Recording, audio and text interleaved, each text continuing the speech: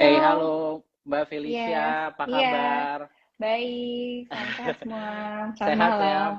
Iya, makasih udah join di Market Bus hari ini Mbak Felicia di Bimani. Thank you udah join juga teman-teman semua, Sobat Bimani ya, untuk hadir pada malam hari ini, tanggal 24 ya Februari 2022. Mbak Felicia nih, hari ini kita bahas hal yang cukup menarik nih Mbak Fel, terkait dari Mm-mm. market volatility ya, mungkin hari ini cuman kita tahu bahwa ini mungkin sifatnya temporary, cuman dari sisi asing pun kalau kita lihat masih net buy juga ya kemarin hari ini juga. Jadi saya sih ngeliatnya ini masih optimis juga terhadap marketnya hanya temporary aja. Nah kira-kira Mbak Fel punya view nggak ya kira-kira concern dari investor itu seperti apa sih saat ini gitu ya terkait yang terjadi di luar sana gitu di global termasuk Sure, geopolitik sure. ya Ukraine terakhir. Jadi mungkin sekilas update kondisi pasar ya, karena kan Boleh memang Mbak? 1 minggu terakhir ini kan marketnya bisa dibilang cukup volatile ya, terutama di drive kan Hmm. karena sentimen berita yang berbau geopolitik ya Ukraina, Rusia, tensinya dengan US dan aliansinya US ya dari Europe. Jadi Hmm. sebenarnya kalau kita ngomong spesifik tentang kasus Rusia, US dan Yep. Ukraine tension ini, nanti bakal panjang banget lah ceritanya ya. Cuman kan ini kan bukan sesuatu yang baru ya. Intinya Yep. mungkin Rusia merasa kurang nyaman gitu dengan adanya Hmm. mungkin outsider yang semakin Yep. kesini semakin mendekati teritori dia. Tapi anyway, nggak ada yang benar, nggak ada yang salah. Kita bukan pakar politik, cuman kita bisa ngambil beberapa konklusi dari data historis aja sih. Kalau ngomongin Hmm. pasar yang agak goyang gara-gara kondisi politis, geopolitik ini, kayak gimana Hmm. sih respon pasar? Dan memang kita udah hitung beberapa geopolitik Yep. condition ya, kayak waktu tensinya zaman Iran Irak gitu di awal Hmm. 2000-an itu rata-rata memang volatilitas market itu sangat-sangat sementara Hmm. gitu. Rata-rata volatilitas naik turun ini fluktuasinya kurang dari sebulan. Jadi kita Hmm. pakai Hmm. data dari tahun 2000 sampai sekarang, setiap ada berita yang terkait dengan geopolitik, itu marketnya itu cuman, ya saya bisa bilang cuman sih, karena memang pendek banget gitu. Kurang dari Hmm. sebulan Hmm. tuh volatilitasnya reda. Hmm. Dan kalau memang teman-teman Sobat Bimani yang tipe saya yakin di sini udah biasa main, udah ngerti pasar lah ya, paling nggak udah Hmm. mungkin beberapa yang udah trading saham langsung, jadi buying opportunity gitu. Jadi kurang dari sebulan kalian bisa ngelihat ada up and down, dan itu biasanya up and down-nya itu worst case bisa range-nya dari 5 sampai 19%. Cuma kalau kita ambil Hmm. average, let's say 10% lah ya. Tapi rebound-nya 40 hari setelah periode tersebut itu bisa 40%. Jadi Wow. kalau orang yang bisa ngambil kesempatan bottomnya itu di minus 20, terus bisa Hmm. recover ke plus 40, wah itu oke banget tuh gitu. So Hmm. Hmm. at the end of the day, menurut kita sih ini lebih kayak buying opportunity ya. Dan kenapa kita bilang buying opportunity? Karena satu, biasanya tensi geopolitik itu akan bisa diselesaikan dengan diplomasi yang baik Yep. tanpa harus end up dengan perang, terutama perang yang terkait Betul. dengan kondisi pertumbuhan ekonomi global US, China dan lain-lain ya. Hmm. Kedua, kalau tensi ini berkelanjutan pun buat Hmm. kita negara kayak Indonesia menguntungkan.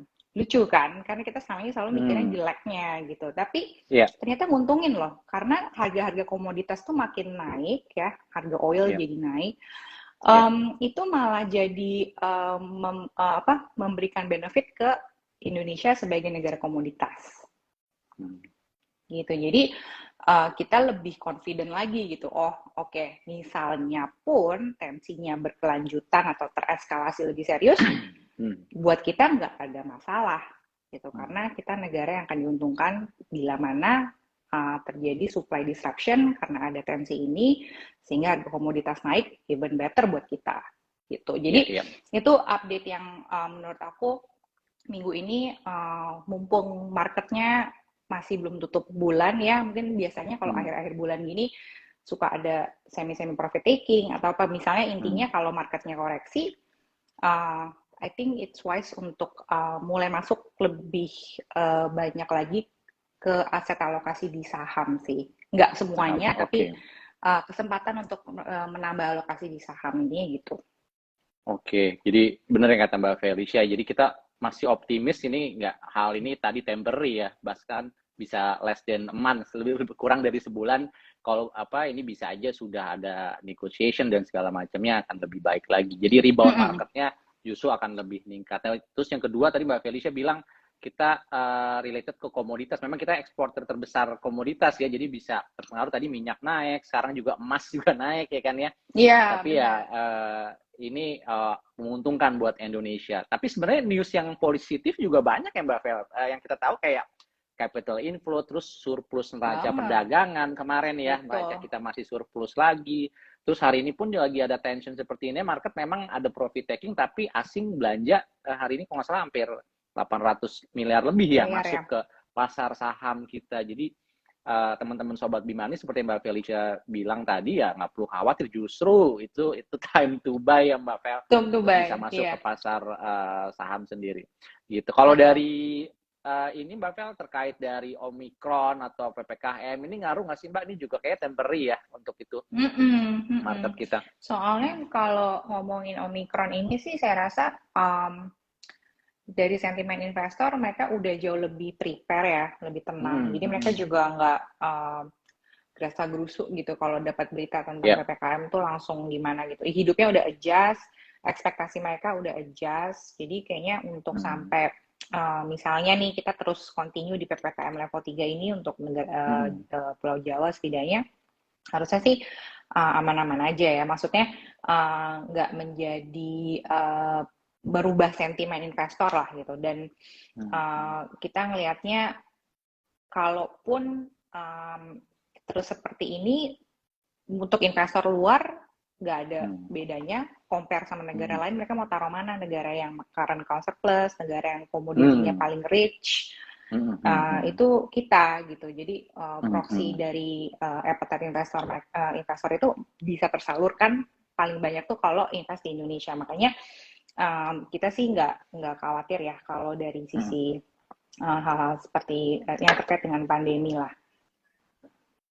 Jadi ya toh negara lain juga udah mulai open lagi ya, kayak Eropa kan ya, kayak UK, Australia udah mulai ngeliat Omicron ini ya tadi ya temporary ya, bisa udah pandeminya udah selesai. Benar, pandeminya udah jadi endemi ya. Ya oke, mudah-mudahan ini Indonesia udah lihat sih hari ini kelihatan flat ya untuk case sendiri. Terus juga market kalau bisa dibilang Februari ini kemarin sempat all time high juga ya Mbak Fel.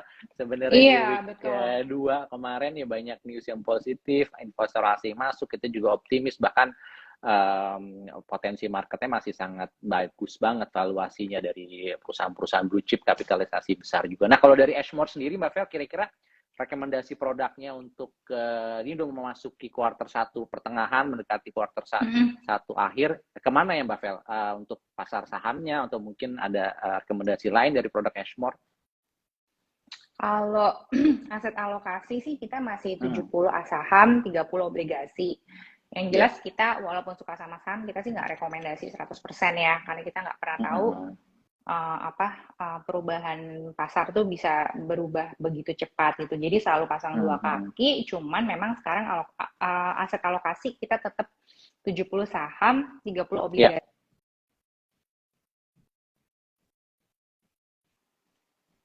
Sorry, ada wifi problem. Ya, nggak apa-apa, Mbak Pel. Jadi 70-30. 70%, 70-30. 70% saham, 30% obligasi. Kenapa kita masih tetap rekomendasi obligasi? Satu, diversifikasi. Dua, ya walaupun kita akan masuk ke siklus suku bunga yang naik, tapi kelihatannya kita punya katalis baru, yaitu adalah program tax amnesty. Oke, itu ya amnesty pemerintah ya, yang sekarang lagi jalan. Ya, gitu. Jadi kalau kita ngomongin tax amnesty, memang rata-rata investor yang akan diberikan kelonggaran denda paling rendah memang harus diinvestasikannya di obligasi pemerintah. Jadi tiba-tiba kita dapat additional demand gitu. Angkanya sih kita nggak tahu, cuman kalau yang waktu 2016-17 tuh kita dapat uang yang dipulangkan ke Indonesia atau direpatriasi itu 133 triliun. Oke, kita nggak menganggap angka itu akan terjadi lagi lah, karena kan memang beda ya antusiasmenya. Cuma misalnya 10-20%, 20%-nya aja 20 triliun gitu. 20 triliun itu, ya. Iya, itu udah 20 triliun itu menurut kita udah oke banget gitu untuk masuk ke pasar. Bisa masuk membantu untuk menjaga demand gitu. Belum lagi Bank Indonesia kan masih melakukan mekanisme burden sharing bila dibutuhkan oleh pemerintah gitu. Oke.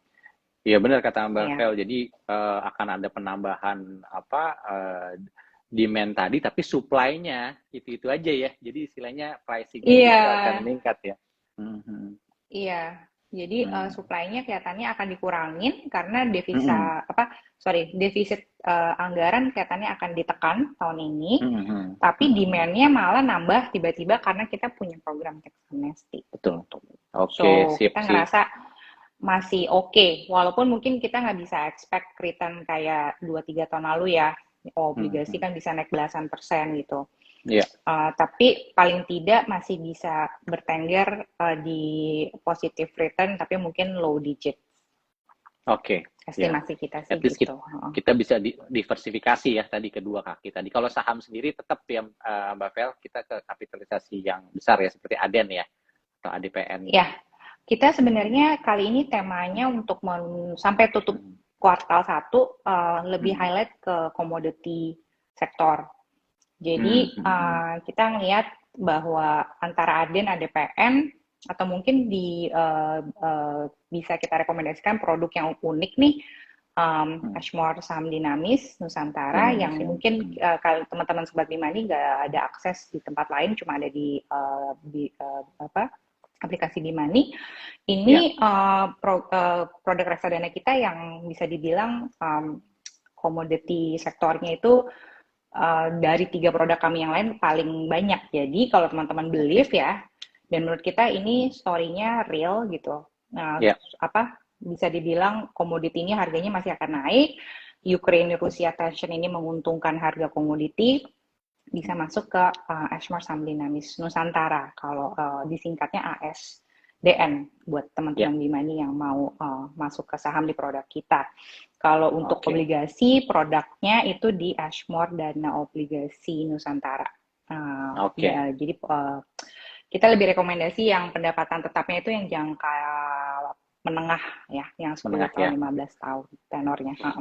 Oke, siap Mbak Vel. Jadi udah dijelasin ya Sobat Bimani oleh Mbak Felicia bahwa tadi dua produk itu yang menjadi pilihan saat ini ya untuk di equity market maupun tadi masuk ke pasar obligasi juga gitu. Jadi ada di diversifikasi kedua aset kelas. Oke Mbak Vel, thank you so much buat market update-nya. Cuma nih ada lagi nih pertanyaan Mbak Vel dari teman-teman Sobat Bimani. Kebetulan lagi ada isu terkait ya yang kita tahu ya ada jaminan hari tua nih. Kebetulan teman-teman Sobat Bimani ini udah mulai juga ngumpulin gitu. Nanti kebetulan lagi ada news seperti itu, berita seperti itu. Kira-kira Mbak Vel punya arahan nggak ya? Kebetulan kita tahu kita boleh mempersiapkan jaminan hari tua. Ini kan sebenarnya lewat reksadana juga, karena kita tahu ada juga yang melakukan juga pasti vehicle-nya atau instrumennya kan ke reksadana. Nah, kira-kira kebetulan kita udah punya aplikasinya di Bimani ini ya, alangkah baiknya kita juga mempersiapkan jaminan hari tua atau dana pensiun tersebut, Mbak Vel. Nah, kira-kira kita bisa bikin ilustrasi ya, Mbak